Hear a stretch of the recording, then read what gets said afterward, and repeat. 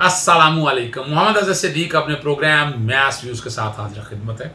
बहुत सी चीज़ें से डिस्कस करने वाली, लेकिन दो इश्यूज़ पे बात करनी है और एक प्रोग्राम में दोनों इश्यूज़ पे बात हो नहीं सकेगी। सबसे पहले मैंने जो टॉपिक लिया है कि जस्टिस काजी फाइसा ने ख़त लिख दिया। अच्छा, वो कमाल की बात जो है, यूँ मैं पहले दिन से कह रहा हूँ, ख़तों वाली सरकार के हवाले से वो बात एक हुई थी कि वो ख़त हर इशू पे ख़त को, मेरा ख्याल है कुछ 26 के करीब ख़त अब तक लिखे जा चुके हैं मुख्तलिफ शख्सियात को, और ये एक मशगला सा लग रहा है और हैरान कुन बात है। और जो सबसे बड़ी मज़ेदार बात यह है कि वो ख़त लिखने के बाद लीक भी हो जाता है। याद आया आपको, हर ख़त लीक हो जाता है मीडिया। वो इंटरनल ये रहा है, क्या अर्जा है इसके अंदर। इससे पहले कल आपके सामने मैंने प्रोग्राम किया कि बलूचिस्तान बार काउंसिल ने एक दरख्वास्त ऐसी तैयार कर दी जो टाइम बार्ड थी, और यहाँ भी ये देखें, ये पोलिटिकल बनाने की कोशिश कर रही है, और ये अच्छा नहीं हो रहा है। जो कोई भी ये कर रहा है ये बेहतर नहीं है, हमारे अदलिया के लिए और इदारों के लिए ये बेहतर नहीं है, और इस पर सख्त नोटिस लेना चाहिए और इस मामले को वंस फॉर ऑल सेटल करना चाहिए कि इस तरह इजाज़त नहीं दी जा सकती। ये मेरे हाथ में है वो ख़त, और उस ख़त को अगर आप देखें तो आपको लगेगा ये तकरीबन 15 सफ़ों का ख़त है। बड़ा टाइम लिया है जज साहब ने लिखने के लिए। 15 सफ़ों का ख़त है। उसके सामने उनका अपना एक डिसीजन है, और जब पेशावर में थे, और साथ वो आज खुद नोटिस की एक दरख्वास्त है साथ जो आई गई थी, और एक और ख़त है जो रजिस्ट्रार को लिखा था इन्होंने 12 फरवरी 2021 को। इन्होंने ख़त लिखा है, नहीं ये मेरा ख्याल है, हाँ ये जो ख़त लिखा है ये बिल्कुल ये जस्टिस काजी फाइसा ने 12 फरवरी 2021 को ख़त लिखा है, ये वो वाला है। और हाँ जी, दो ख़त हैं ये वाले। तो ये आपको याद होगा डेवलपमेंट फ़ंड वाला केस था। अब इस सारे को अगर आप पढ़ लें, मैं शॉर्ट में बता देता हूँ जो कहा है कि पाँच रुकनी लार्जर बेंच बनाने से कबल 2 रुकनी बेंच को आगाह नहीं किया कि कहीं कानून में गुंजाइश मौजूद नहीं है, और मैं बड़ी क्लैरिटी के साथ मैं बता चुका हूँ आपको ये। और ये ख़त लिखा है उन्होंने, बज़ाहिर ये एंड में अगर देखते हैं इसके तो पता लग जाएगा किसको लिखा है उन्होंने। उन्होंने ये वाला ख़त लिखा है, जस्टिस काजी फाइसा, नाम शायद लिखा नहीं, एड्रेस किसको किया है, सिर्फ in suo moto case number 4 of 2021 में। सुप्रीम कोर्ट का कोई ऐसा इदारा इख्तियार नहीं कि वो अपने ही बेंच की अमूर की मॉनिटरिंग शुरू कर दे। मॉनिटरिंग में हैरान हूँ, कौन से मॉनिटरिंग की बात है। एक इलीगलिटी है, एक deviation from supreme court rules है, उसको सामने रखते हुए ये सुप्रीम कोर्ट ने ये काम किया है, और सुप्रीम कोर्ट का इख्तियार है बड़ा क्लैरिटी के साथ। यानी आम आदमी को तो ये समझ आनी चाहिए इस हवाले से कि कानून क्या है और आइन क्या कहता है। 5 रुकनी बेंच को ये मुकदमा सुनने का इख्तियार ही नहीं है। रजिस्ट्रार ने फौरी नोटिस लिया और 6 सफ़ात पर मुश्तमिल नोट चीफ जस्टिस को भिजवाया। अगर एक बेंच दूसरे की मॉनिटरिंग शुरू कर दे तो निज़ाम अदल ज़मीन बोस हो जाएगा, ये वो लिखना चाहते हैं। रजिस्ट्रार सुप्रीम कोर्ट सरकारी मुलाजिम है, वो खुद को मुनसिफ और आइनी माहिर समझता है। बड़ी हैरान कुन बात होती है इस बात पे। आप ज़ाती गरज जितने मर्जी सही, लेकिन आप इदारों में बैठे जिसका हर एक आदमी के ऊपर पॉइंट करना है और उसमें उंगली उठानी है। साहब चीफ जस्टिस साहब निसार के इस मामले पर ताहाल गौर नहीं किया गया। जस्टिस मंसूर अली शाह ने बाद में लाकर हुक्मनामा जारी किया। साबिक चीफ जस्टिस साहब निसार ने बेंच में मौजूद अपने ही जज को निकाल कर नया बेंच तश्कील दे दिया। कहाँ चैलेंज हुआ? आज याद आया आपको? तो चैलेंज करते उस बात को, आ जाती इसी तरह बार काउंसिल बलूचिस्तान से, वो बार काउंसिल आ जाती या कोई और लोग आ जाते, वो आके चैलेंज करते थे। जैसे चैलेंज करते रहे, ये खामोशी वाली बात नहीं है। आज ही याद क्यों आई हैं चीज़ें? कुछ ही जस्टिस की ख्वाहिश है कि वो बिला रोक टोक इख्तियारात को अपने पास रखें। चीफ जस्टिस ये तयन नहीं कर सकते कौन सा केस किस बेंच में मुकर्रर होगा, और मैंने आपको बड़ा क्लैरिटी के साथ ये बता दिया था। अदलिया ने डेपुटेशन पर आए मुलाजिम को वापस भेजा, लेकिन मुलाजिम रजिस्ट्रार सुप्रीम कोर्ट काम कर रहा है। बतौर chief justice Balochistan high court मैंने कभी मुजवजा कागज़ जारी नहीं की है। सरकारी मुलाजिम को रजिस्ट्रार मुकर्रर करना मौजूदा अफसरान की तरक्की में रुकावट के मुतरादफ है। सरकारी मुलाजिम को रजिस्ट्रार सुप्रीम कोर्ट मुकर्रर करना आइन की खिलाफ वर्जी है। रजिस्ट्रार सुप्रीम कोर्ट को हुकूमत से उधार के तौर पर लिया गया है, और रजिस्ट्रार सुप्रीम कोर्ट से कबल वज़ीर-ए-आज़म ऑफिस में काम करते रहे हैं।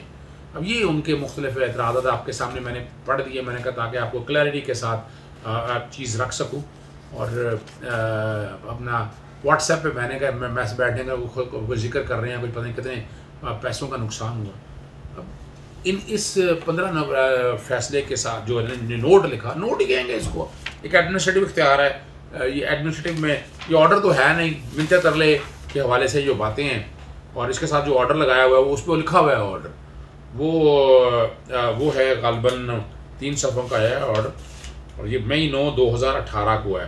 जो पेशावर में बैठे हुए थे, केसेस सुन रहे थे और HRC केस के हवाले से आया था। चूँकि पहले दिन से लड़ाई थी, इनका नुक्ता नज़र अपना है, अपना तरीक़ाकार है, तो और उसको सामने रख के उन्होंने वो मैटर टेकअप किया था। इसके साथ जैसे मैंने बताया कि वो लिखा हुआ था जो मोबाइल कार्ड के ऊपर लिखने वाली बात है, और उसके बाद दूसरा उन्होंने डेवलपमेंट फ़ंड के हवाले से 2 लेटर जो हैं वो साथ लगाए हैं। अब इन सारी चीज़ों को अगर आप सामने रख कर देख लें, वन कैन ईज़िली अंडरस्टैंड कि हालात और वाक़यात क्या है। और यहाँ बड़ा व्हाट्सएप का बड़ा तज़किरा किया उन्होंने, और जिक्र करते हुए उन्होंने अब चीज़ों को ज़रा सामने रख कर देखें, क्या ये आप ही फैसला करेंगे कि पब्लिक इंटरेस्ट है क्या। अभी सारे केस में अगर जो दरख्वास्तें देखें, वो दरख्वास्तों को सामने अगर रख कर देखें, वो तो पहले चले गए थे इस्लामाबाद हाई कोर्ट के अंदर, और आप अखबार तो पढ़ते हैं और आप तो बड़ी क्लैरिटी के साथ चीज़ें देखते हैं, तो इन चीज़ों को समझना बड़ा ज़रूरी है। और मैं अब आपके सामने वो रखूँगा, पुराना बात जिक्र करूँगा आपसे। आपको याद होगा कि सदर पाकिस्तान को ख़त लिखे गए थे, और वो ख़त की क्या कहानी थी। उसमें वही शहजाद भट्ट हमारे एक दोस्त हैं, उन्होंने बाकायदा कंप्लेंट दायर की सुप्रीम जुडिशल काउंसिल के सामने। सुप्रीम 427/2019 है, और ये सुनी जस्टिस आसफ सईद खोसा साहब ने, chief justice of Pakistan, justice Gulzar Ahmed साहब ने, जस्टिस शेख अजमत सईद साहब ने, जस्टिस अहमद अली शेख साहब ने, और जस्टिस वकार अहमद सेठ। वकार अहमद सेठ ने भी इस बात से इत्तफाक किया था जो सुप्रीम जुडिशल काउंसिल के सामने ये मामला रखा गया।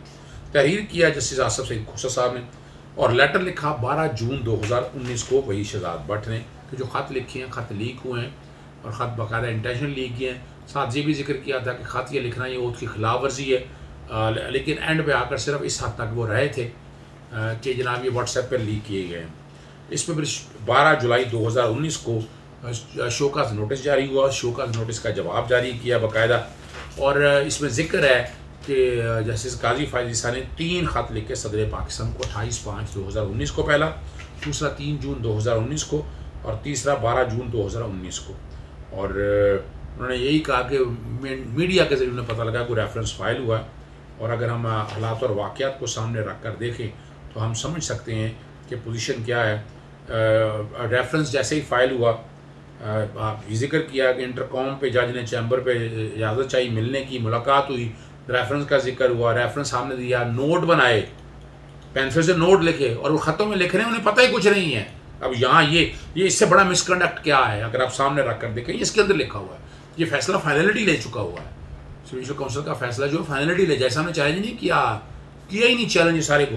अब जो फैक्ट्स हैं वो एडमिटेड फैक्ट हैं सारे, और जो मैं रखना चाह रहा हूँ, रेस्पोंडेंट जज then requested the chief justice provide a copy of reference, but the chief justice told him it was not for the chief justice but for the counsel to provide a copy of the reference to the concerned judge if and when the counsel felt persuaded to proceed against him. अब वो यहाँ कह रहे हैं at this the respondent judge expressed his determination to write to the president on the subject and asked the chief justice such a letter should be routed through the chief justice or of the registrar of Supreme Court. और यहाँ जो मैं बताता हूँ, during such reading he asked for a paper and pencil for taking notes which were supplied to him by the chief justice personally. झूठ बोलने की भी हद होती है। ये कागज़ पेंसिल लिया, नोट बनाए, सारी चीज़ों का जिक्र किया, और वो लेटर लिखने को एडमिट भी किया उन्होंने कि वो लिखे हैं। और यहाँ कमाल की बात है कि आप ये भी जिक्र कर दिया, यहाँ भी जैसे रजिस्ट्रार या किसी, और वहाँ भी जो सेक्रेटरी है काउंसिल का, उस पर इल्ज़ाम लगाया कि उसने ओपिनियन बनाना, यहाँ जिक्र किया उसने कोई ओपिनियन नहीं बनाना, उसका काम है वहाँ आगे फॉरवर्ड करना और उन चीज़ों को सामने लेकर आना। और यहाँ फिर जिक्र किया, as already mention above all the information complaint file under article 209 of the constitution are taken up for consideration by the council immediately and at once given time many information complaints so received are passing through different stages of the process contemplated by the Supreme Judicial Council Procedure of Inquiry 2005. During the pendency of the present information, many other informant complaints which were already in process have since been disposed of, and during the interim many other have been received which are in process.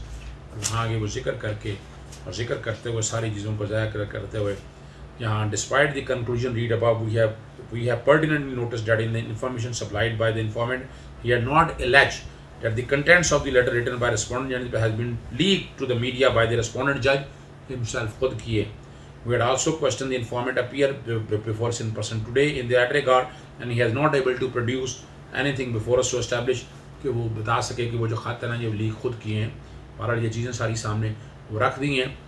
The purpose of the contents of such letter might appear to be some oblique or objectionable, ये लफ्ज़ राजे में आए नहीं अभी तक, आना चाहिए सदर पाकिस्तान की तरफ से रेफरेंस भी। आपके सामने मैंने सारी पोजीशन रख दी है। बैकग्राउंड पे ये वाला 427 वाला फैसला भी चलेगा और सुओ मोटो का जो ख़त लिखा है अनेक्स के साथ वो भी चलेगा। अब मैं मेरी ज़ाती राय के मुताबिक ये भी अपने हलफ की ख़िलाफ़ वर्जी है और ये अच्छी प्रेसिडेंट सेट नहीं हो रहे। तो स्ट्रिक्ट नोटिस होना चाहिए और जिसने गलती या कोताही की है, जो गैर कानूनी काम किया है, उस पर एक्शन लेना चाहिए। इजाज़त चाहूँगा। अस्सलाम वालेकुम। अल्लाह हाफ़िज़। पाकिस्तान जिंदाबाद।